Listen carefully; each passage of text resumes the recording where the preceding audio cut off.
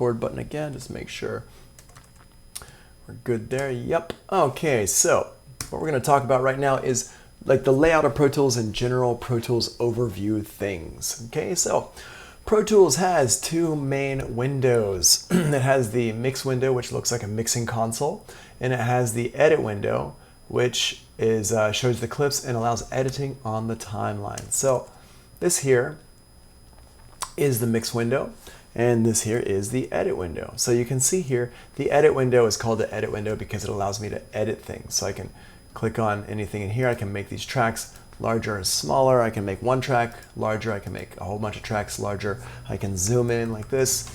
I can highlight different stuff here. I can delete it. Whoops. I can delete it. I can undo that. I can trim my clips. And again, if you've ever used Logic or anything like that, it's exactly the same as Logic. It's just the way it works is like slightly different, but it all does the same stuff. So there we go. There, I can look at different windows. There are like windows within windows in Pro Tools. So over here on my left-hand side, I've got my track show hide list here, and then down here I've got my Pro Tools groups over here, and over here is my track show hide list. So for example, if I wanted to only show here, let me go ahead and make all these smaller again, and here let's make them really small. There we go. And so you can see here's all my vocals and things like that. If I wanted to just make it so I don't see all my vocals really quickly, I can just click and turn off all these little dots here on the side. And now I'm not seeing all my vocals. If I just want to show my drums, I can just do like this, and there's just my drums for this track. If I wanted to just show my vocals, I can go over here. I can highlight my vocals by holding down Shift and clicking them in the track name list over here, and select here and go to Show Only Selected Tracks. So Pro Tools makes it really easy to adjust what I'm actually looking at on screen. Now, you can do the same thing in Logic, but it's not quite as easy as it is in Pro Tools. And Ableton Live, you can't do this at all. You can't hide tracks and stuff. This is something I really love about Pro Tools and how Pro Tools works, is being able to show and hide the tracks like this. It makes life so much easier and declutters things. Same thing over here in this view. And it works exactly the same way. It's all connected. So if I hide something in one view, it's going to be hidden in this view as well. So I can look at just my mix. I can look at just my drums here like this. I can look at just my guitars if I wanted to. Here's my guitars, and I can go ahead and turn off the drums like that. Not turn off the drums, but I can hide the drums. And I should say, actually, since we're doing this, when the tracks are hidden like this, we can still hear them. If I go ahead and hit play,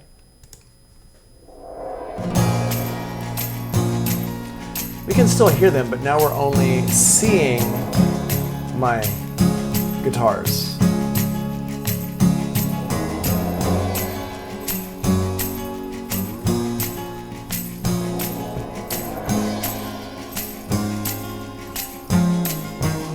Okay, and as it's playing, I can go ahead and switch between my different views. I can show the different tracks as it's playing like this. I can go ahead and make everything bigger, smaller, stuff like that. I can make my waveform bigger and smaller as well using some shortcuts. Oh, I forgot to set up my camera during the break. I'm sorry, I'll make sure I do that during the next break. So we've got like good control over what we can look at here and not look at on here. And over here on the right hand side, you see all these these colorful things in here. If I click on it, I can select it like this. I can drag across it like this. I could go over here and I can move it around like that. I can highlight a couple of them and I can move these around like this. These are my clips. These are what we call clips. And on the right hand side of my screen, if I go down here to the bottom and I click on this little button right here, there's another window that opens up, and this is called my clips window. And I can drag this out from the side like this and make it bigger. I think I could also do that with this one over here on the left hand side. Yep, I can do that, so I can make sure I can see all the names and stuff like that. But on the clips list over here, this is a list of all of the different audio files and MIDI files, MIDI clips that are in my song. So everything that is in my song currently, or has at one point been in my song even, and it's deleted out of my main window here, my edit window, it would still be in this clips list over here. if you are used to Logic, it's like your if it's in my if you're dealing with Logic, it's like your what is it in Logic? It's like the assets window, or do they call it the assets window? That's how it is in something else. But and then Joe says, if you have 2 monitors, can you pop these windows out and put them on a second screen? Not these individual windows like this, the clips window and the tracks view. You can't put those on a second screen, but what you can do is you can have your mix window and your edit window on 2 different screens. So I could go ahead and put this over here. Like I can have this on my window like this, and I can have these be 2 separate screens and 2 different monitors as well. So you can set it up like that with these 2 windows, and that's really useful. And that's actually when I do have 2 monitors set up, which I don't have right now, but when I do have it, and I have had it in the past, I do set it up like this where I have my mix window and I have my edit window.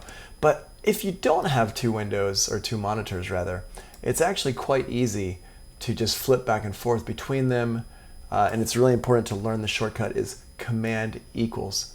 And that shortcut is actually in our notes. It's right over here. Right there, Command equals. Whoops, well, I'm not gonna highlight it for me, but switch between the 2 windows is Command equals. So, and that's really, really important to get used to, is you hit Command, and what I do is I hold my thumb on the Command key and I hit equal, and you can just flip back and forth like this. Now, one thing I do want to point out, this is not a Pro Tools thing, it's a Mac thing. And also it's something similar on Windows as well, but I don't remember what the shortcut is. It might be Control instead of Command. But there's your what they call the application switcher. If I hold Command and hit the Tab key, that pulls up this application switcher here. And this application switcher allows me to flip between my different programs, like that. Okay. And I highly recommend getting used to this and using this to your advantage, because it makes it much easier than trying to click on different programs, applications to switch to them. So this is my application switcher. I can go over here, I can go to OBS, I can go to Pro Tools, I can go to Preview, I can go to Spotify, all the different programs that are open on my computer right now, and I can just flip between them really, really quickly. So I highly recommend learning how to use that and getting used to it. It's not something you have to do, but it will make your life much, much easier if you get used to it. So this is Pro Tools and this is Preview. And then what happens is whatever program you used last will be next in the list. So I can just quickly hit Command Tab and it switches between my programs really, really quickly. I highly, highly, highly recommend learning how to do this and using it as much as possible. It does take a while to get used to it, but once you do, it makes your life just zoom much, much faster. All right, so in the edit window, let's go ahead here and look at the timeline edit window here. I'm gonna go ahead and close these other windows out by clicking. You can see where I'm clicking down in the lower left-hand corner and the lower right-hand corner over here. And what you may have noticed is I actually have my dock for Pro Tools over here on the left hand, for my Mac dock over here on the left-hand side of my screen, because I don't go over here to the left-hand side of my screen as much as I go down to the bottom. So having it down on the bottom was really kind of messing with me. And before, like, I can use my iPad as a second monitor, and I would have it down on the bottom. So it was kind of getting weird with stuff. So that's why I put it over here on the left. But I actually like it on the left-hand side. I find myself not getting interrupted by it as much. Anyway, so across the top is my timeline. And you can see it goes over here across the top. And there's a couple ways to use Pro Tools. Let me just show you. See this button right here? This is called Link Timeline and Edit Selection. The edit selection is when I click down here and I drag across, it's my edit selection. That's what I've selected to edit right here. Well, if I have this Link Timeline and Edit Selection button turned on, then what happens is if I drag across, it's gonna play that part of the song right here. And if we look over here at my transport, here it says loop playback. I can change that by right-clicking, and we'll talk about that later. But right now I've got it set for loop playback. And so I can play this. I can highlight a part down here and I can play that part.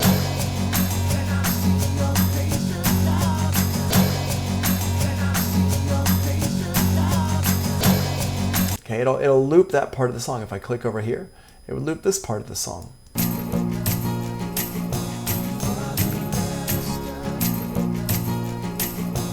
And I can zoom in to see better what's going on. Now, one thing you'll notice is that actually I'm in bars and beats mode, but this song is not set to the tempo. I'm going to change that at some point. I'm going to show you how I change that, but not today. But really,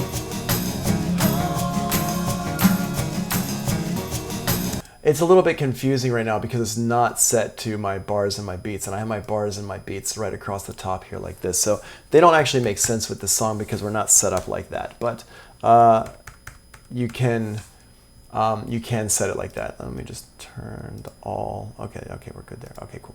So that's link timeline and edit selection. And the timeline across the top, I can click around in it to set my transport at different places. I can also show or hide different things on the timeline across the top here. And we do it by clicking on this little button right over here. See this one right here? If I mouse over it, it should tell me what it's called. It's going to show me what it's called. No. Okay. Well, I'm just going to click it. And now we have all these options for things that I can turn on and off. If I have everything on, whoa, that is super overkill. Look how much of my monitor that takes up. There's so much going on here. We don't need all this stuff happening right here.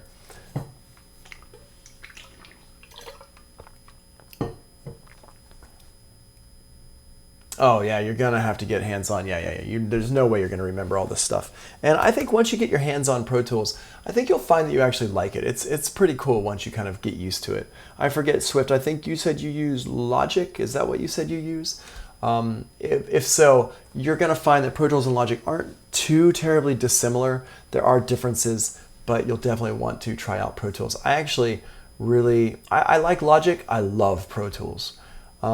I started using Logic in version 2.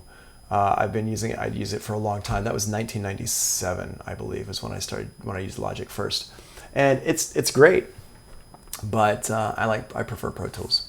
But everybody likes something different. So, all right. So over here on the left, I'm going to go ahead and show some things again. I'm going to go ahead and turn off all these different timeline options here, just to the ones that I really need. I don't need all these. I do need markers. I do need tempo usually, bars and beats and minutes and seconds, but I don't need time code. I don't need feet and frames. I don't need samples. Time code and feet and frames really is for movies and stuff like that. If you're doing editing for music and stuff like that. I mean for visual things like movies and TV shows. Get Pro Tools for Windows. Yep, good idea. Yeah, really use it. Oh, you use FL Studio and GarageBand. Okay, cool, awesome. Yeah, definitely I recommend getting Pro Tools for your home computer, and so you can practice as much as possible. Now that's, if I want to change stuff up across the top here, I can just do that by clicking on this one over here and changing it. And if I wanted to select what's in charge of my timeline, I can click on either one of these right here. Now once I click on this, you'll see that it changes my main time counter here. The main time counter here is, I can set it by clicking on the arrow, but I can also set it by clicking over here in my timeline, and that's really important there. Then over here on the left-hand side, I've got this. I can select what I'm looking at over here on the left-hand side. Inserts A through E, sends A through E, I/O, real-time properties. All this stuff, I can look at all this stuff, turn it on or off, what I'm looking at. So in here, the things is, Charlie, keep that on the down low, please. So on here, we've got this here, and what was I going to say?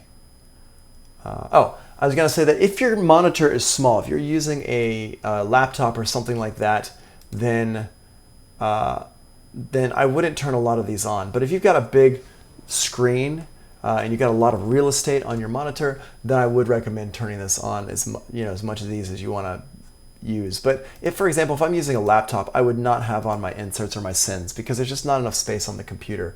But if I have my monitor that I've got here, I do like to keep my inserts and my sends turned on so I can see what's going on with this stuff. So we can do that by clicking on this little button right here, and we can show or hide different things on the left-hand side of the screen here, like that. All right, what's next in here? timeline, edit window view, timeline view. Yep. So what I recommend for the timeline view is right here. Bars and beats, minutes and seconds, markers, and tempo. And on the edit window, IO and track color. And let's see here, track color, IO. Yeah, and then if you can afford it, your inserts and sends. And if you're doing a lot of MIDI stuff, maybe the real-time properties as well, but probably not. Yep, that's the stuff I recommend over here on the left-hand side. So let's just take a look at different track types in Pro Tools. Okay, so the different track types in Pro Tools is you've got your audio tracks, you've got your aux tracks, you've got your MIDI tracks, instrument, and your master fader. Now, every session is not going to have every type of track, but every session should have audio, aux, and master at least, okay? Because audio is where you're recording audio stuff. Aux tracks allow you to use send effects and also subgroup mixing, and then the master is your main output for everything else. So let's just take a look in here. Right now, we have audio tracks only, and we don't have a master track. So I'm going to go ahead and change that. I'm going to go ahead and make a new master track. And the way that I make a new track is I click wherever I want to put the track next to it.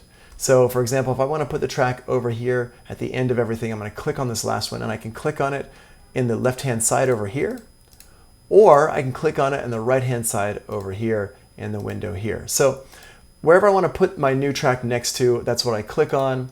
So I click on it and I go over here to the left-hand side up on the menu up here where it says track, and I go to new track. Now, you notice that the shortcut is Command Shift In or Shift Command In. So I'm going to go ahead and use my shortcut. So Shift Command In, boom, and it pulls up a window here that says new tracks. And we're just going to go ahead and take a look at this here. I'm going to create one new track, two new tracks. I can use my arrow keys to put that number up and down, or I can just click on it and hit a number here. And I can go mono or stereo. I can go audio track, folders, which is a new thing for Pro Tools, aux track, master fader, VCA master, which is not new, but we're not going to talk about it much in this class because it's a little bit more advanced how to use it. MIDI tracks, instrument tracks, and then I've got track presets down here as well, which we're not going to be using right now. We will use them later on. And then over here, I can do it in ticks or samples, which we'll talk about, I think, maybe even tomorrow. We're going to talk about it pretty soon, though.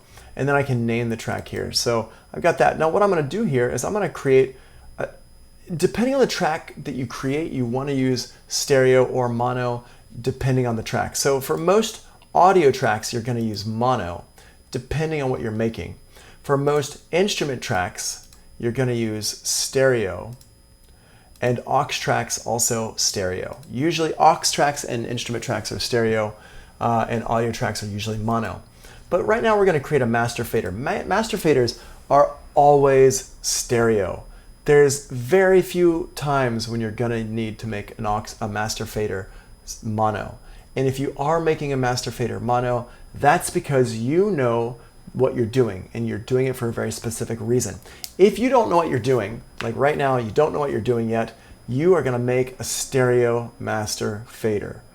Always, 100% of the time, stereo master fader. If I say, please make a master fader, you're going to make a stereo master fader. That's just how it's going to be. It's always going to be stereo. So, stereo master fader, name, let's give this a name. Well, just master is fine. It's already called master, so we don't need to change that name.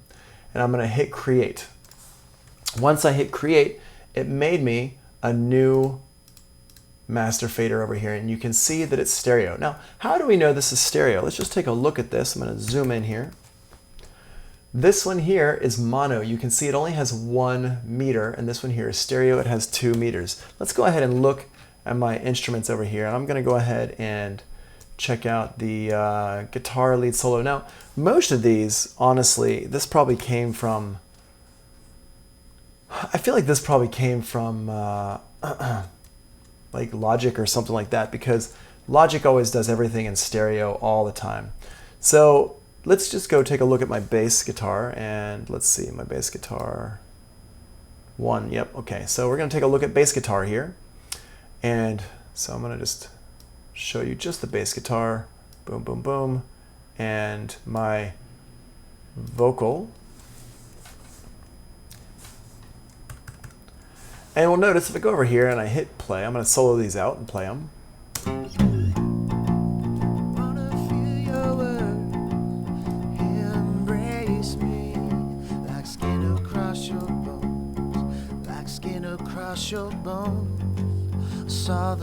Now you'll notice that this one has two waveforms in here, and like Charlie says, stereo has two, mono has one. So, and that's what they mean, right? Stereo means two and mono means one. And so over here, see how it has just one waveform here? That's because it's mono. I'm gonna make these bigger here. And this one has two because it's stereo. Now, other ways we can see this is down here, the stereo meter has two and the mono meter has one. Embrace me. Now, if we listen to this though, listen to this bass, even though it's got stereo here, you can tell it's mono. Like whoever recorded it, when it was recorded, it's not a stereo recording, it's a mono recording. And that's why I think they probably used Logic or Ableton Live and just stemmed it out using like a bounce in place or something, because that's what happens with Ableton Live and Logic. It just outputs a stereo file whether you want it to or not. So this stereo file is not a true stereo file. It's actually really mono. It's two waveforms, but they're both doing exactly the same thing. But that's okay. For today, we're not going to worry about that. We're just going to take a look at what everything looks like here. Now, the other thing, the other way we can tell if it's mono or stereo is how many pan pots it has on it. Pro Tools, for the pan pots, if it's stereo, it has two pan pots. It gives you lots of control over your panning position. And if it's mono, it just has one. So if we listen to this, and if you've got headphones on, you're going to hear this. It's going to be really cool. Wanna feel your words, embrace me. See how I can pan it around? Like skin across your bones. Saw the summer sun. That's cool. Rising without you. Okay, so I've got that there. And that's how I pan it left and right. Now you might be saying, Tony, wait, hold on a second. You said it's a mono channel, but I'm hearing it stereo. Well, that's because your headphones are stereo. You're getting into the stereo spectrum eventually, but we're using a mono file. So mono versus stereo, if the track is mono or stereo, it's really talking about the file that's been recorded. Is it a mono file that's been recorded, or is it a stereo file that's been recorded? And in this case here, it's a stereo file and a mono file that's been recorded. So the vocal here is a mono file, but we're coming out into the stereo spectrum. And if I look at this, if we put my master back here, and we can see the master now, and I do the same thing where I pan it back and forth, you're gonna see the change happening right here with our meter. Wanna feel your... Oh wait, hold on a second. I forgot this track always does weird stuff when you load it up. Somebody had done some kind of weird thing to it when they made it. So we're gonna go here to the options, setup. I'm gonna go to setup IO and make sure I set my default to be, my default has to be, yeah, there we go. Output 1 and 2, yeah, it didn't show up correctly. So there we go, cool, now it'll work. All right. And I'll explain about that another time. We're not going to talk about that right now. But now we can see, we're going to be able to see this much better. See, it's only on the left side now. And now it's moving over to the right. So now it's only on the right-hand side. And I can put it back in the middle. And now it's right in the middle. Cool. And if we get both going, wanna see your eyes staring back at me. All the lies okay, I can pan it around and do all sorts of stuff with it. So that's stereo versus mono in Pro Tools. You can see it's a little bit different from Logic. It's pretty different from Ableton Live. Actually, Ableton Live does have the option to break things apart like this now into mono or into two pan pots or one pan pot, whereas Logic just always has one pan pot that just kind of bounces back and forth between the two there. Okay. So let's take a look, since we now understand mono versus stereo, let's take a look at the different track types a little bit closer. So audio tracks allow you to record, edit, and play back audio. These are probably the main track that most people think of as important, is the audio tracks. With an audio track, you can put an insert effect on an audio track. So for example, I've got my bass guitar here. Go ahead and turn off my verse. I've got my bass guitar soloed here. Okay, so we just hear the bass. Let's put some plugins on here. Let's beef up that bass, shall we? Make it a little bit more fat sounding, and we're going to do that using a UAD plugin.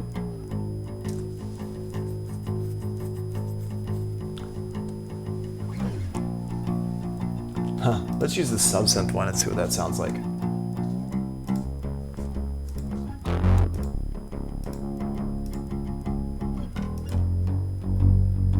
There you go. Hear all the weight that it added into it.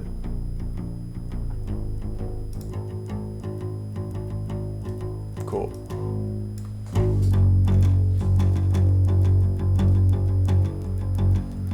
And I can adjust the input and stuff. Let's adjust the input here.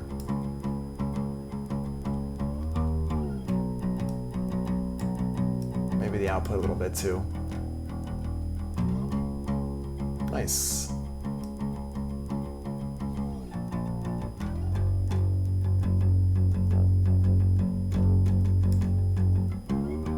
Yep, so you can hear it adds some low end in there. So we can put plugins on here. That's basically what I'm illustrating here, is we can have plugins on our audio tracks. And that's mono or stereo, can have plugins on the audio tracks there. Okay, so we can edit the audio in here. So for example, if I wanted to go in here and say, all right, let's...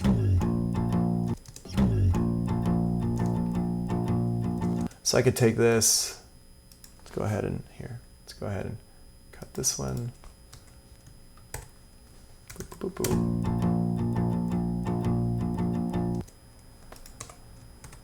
So I can just take this one and loop it a couple times, duplicate it. So now if I hit play,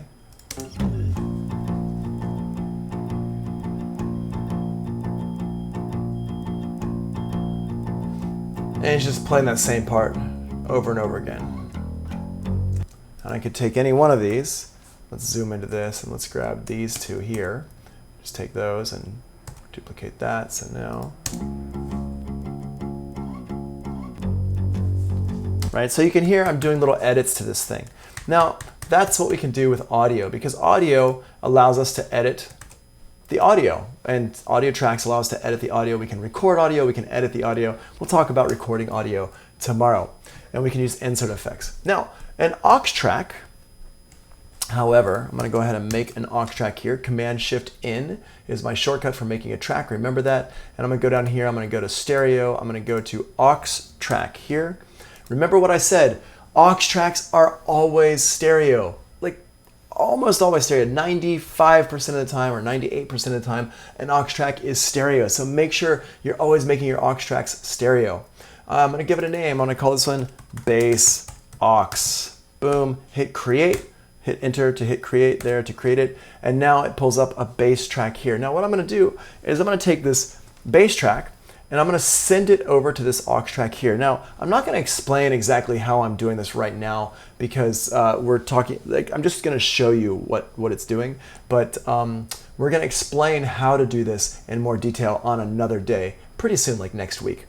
But what I'm going to do here is I'm going to create a input here on the bass track, on the bass aux, bus 1 and 2, boom. I'm going to go over to send here, send bus 1 and 2, boom, and make sure that's sending it over. There we go. Make sure I solo this. I'm going to solo safe it, which means I'm going to hold down Command and click the solo button. It's not going to always play through. Now we can see and we can hear it's playing through.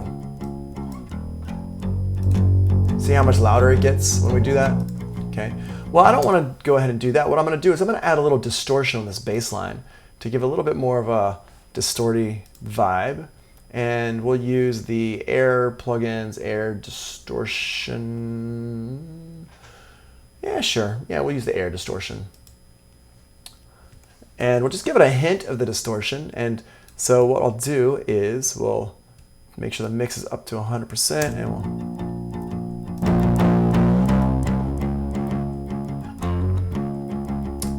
there we go. Now it has some distortion on it. And I can control how much it has. I can turn this down here.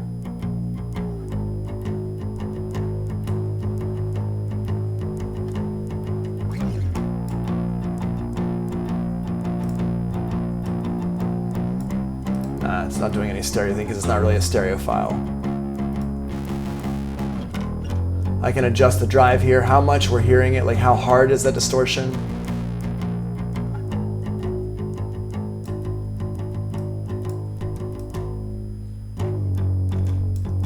Now, what if I only want to apply distortion to the high frequencies of the bass? Let's check this out. I'm going to move this down here. I'm going to go ahead and put an EQ on here to cut out the low frequencies. So we're going to put a high pass filter on here and boop, boop, boop. There we go.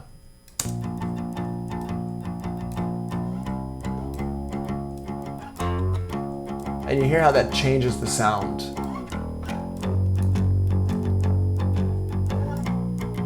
Yeah, nice. Okay.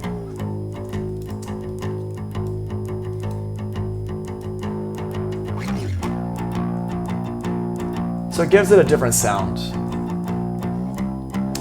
What does what mean? It can be changed by the file type. Oh, you're probably asking about the mono versus stereo. Well, this bass sound is technically it's a stereo file, but it doesn't really sound stereo because it's not actually a stereo. Like whoever recorded it, like I was saying before, not really stereo. It's really a mono file. So even though we're using stereo plugins, we're not going to hear it as stereo really. All right. And this stereo button here, I actually don't know what that means. I guess if it's a stereo thing, it's going to be a lot of stereo, not so much stereo. I actually don't know what that little parameter means. All right, so we can hear the sound here. Now, it's going to sound a little bit different if I put the EQ before or after it. Let's put it after.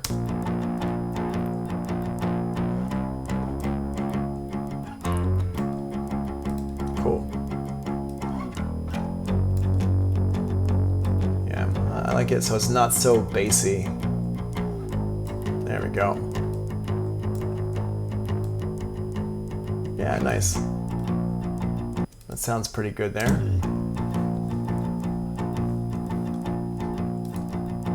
Cool, let's control that a little bit. Let's put some another plugin on here, like a little compressor here, just to kind of get a little control going on. I'll use the compressor that comes with, oh wait, that's probably not the compressor that comes with it. Let's not use that compressor, that's a Slate. That comes with the Slate plugins. Let's use the, there we go, the compressor limiter here, boom, there we go.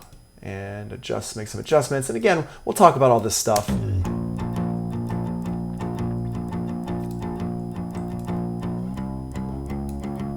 Nice. Just to control that a little bit there. Nice, okay. All right, get a little compression there just to control some of the peaks and stuff like that. Okay, so basically what I want to show you though is that the audio is coming through this aux channel. Now, you'll notice on the aux channel there's no audio that's in here. It's not recording audio. There's no record button. Let's just check this out here. In my audio track, I have a couple buttons here. I've got my record button, I've got my input monitor button, I've got a solo button, I've got a mute button. But on the aux channel, I do not have the record button or the input button. The input, the audio is always passing through it. And we've got a solo and a mute here. Now, what we do have though, is we do have our inserts. We've got inserts up here on the audio track. And we've got inserts on the bass aux channel. So audio channels can have inserts, bass and aux channels can also have inserts. And that's right here in the notes. So an aux track passes the audio through. Aux tracks do not. They don't record, edit, or play audio. So a lot of people kind of tend to blow off aux tracks. They'll say, oh, well, it doesn't record audio. It doesn't let you edit audio or play audio or anything like that. So it's probably not that cool, right? No, not at all. Aux tracks are super, super, super cool.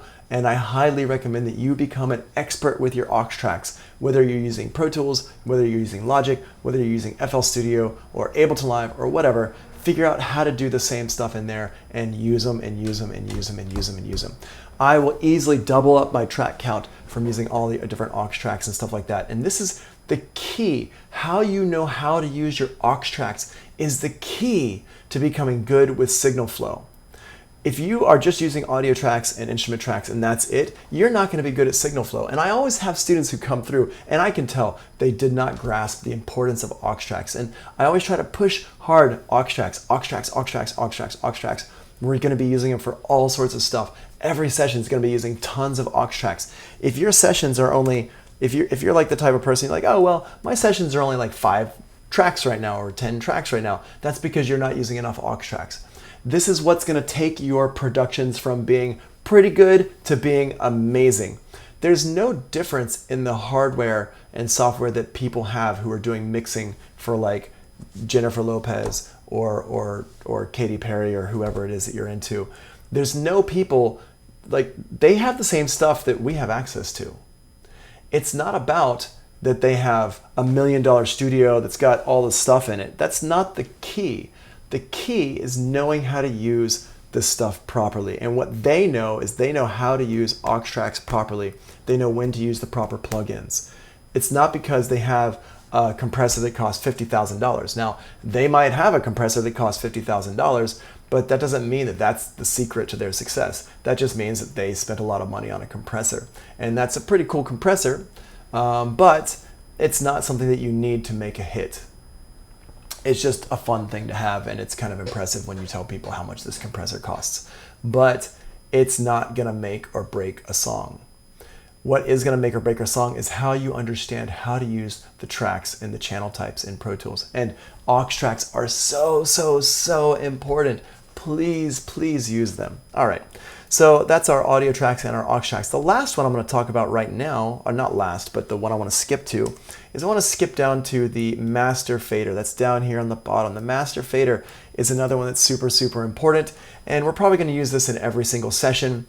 This is what all the audio passes through before going to the speakers, to the outside world. The master fader is where everything ends up going through it to the outside world, and that's why it's so important.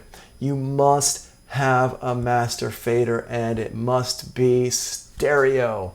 It's gotta be stereo. You gotta have that master fader, and it's gotta be stereo. There's no discussion. There's no talking about it. If you don't have a master fader, I'm gonna give you a 0 and send it back to you, because that should be the first thing that you put into a session is a master fader. On the project for the notes and stuff like that, how much a master fader is worth. It's only 7 points, but honestly, I'm just gonna give you a 0 and send it back, and you're gonna have to put a master fader into that session, because if you don't have a master fader, people are gonna laugh you out of the studio. They will literally just be like, what is going on here? So always make sure you have a master fader, and the master fader should always be stereo. Now, let's go down here and look at the master fader. Here's my master fader, is what it looks like in my edit window. If we go over here to my mix window, this is what it looks like. And what I want to point out to you is the difference here. The master fader has the insert effects, just like our audio track and our insert effect, our aux track. But what it's missing is the sends, and that's because the master fader is the final thing before you go to the outside world. So you can no longer send the audio around with inside of Pro Tools. It hits the master fader and it's like, okay, we're going out, bye, see ya, I'll see you later. Okay, that's what the master fader is doing. And if we look at this, check this out. We can see our levels here on the master fader. So I'm gonna go ahead and turn this bass down here. And you see how that level's getting lower? Turn it back up. Right, and it's getting higher in my master fader. Let's go ahead and turn my drums back on here.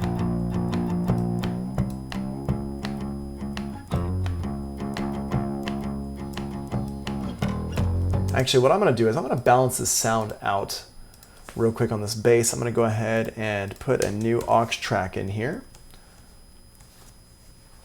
And I'm going to call this one bass group.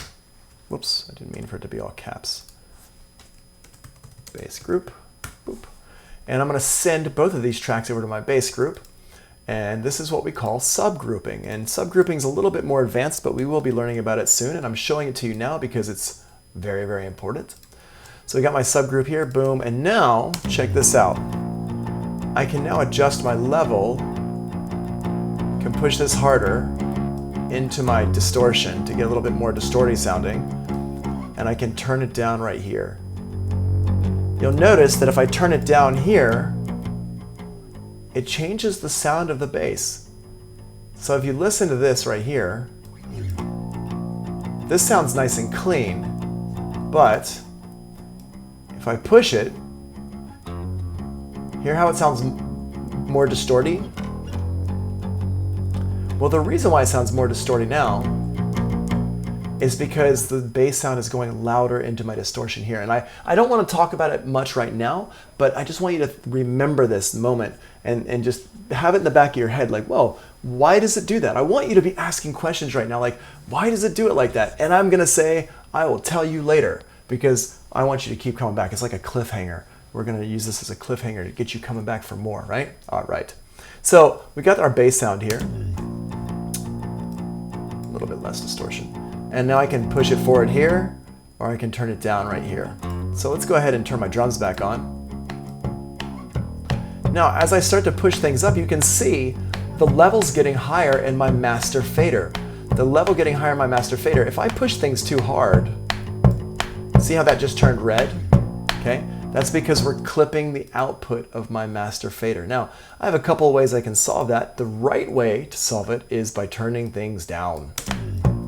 If I'm clipping, make sure I turn things down. Over here, turning it down in the mix. The wrong way to fix it is to turn it down on the master fader. That is not the right way to fix it. It does kind of fix it.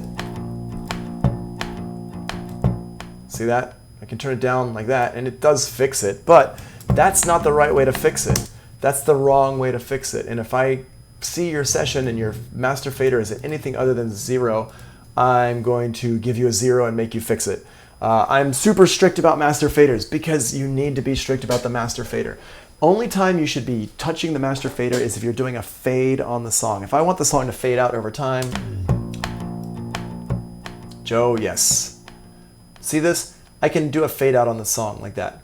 And that's okay to touch the master fader for that. And you can do that in automation.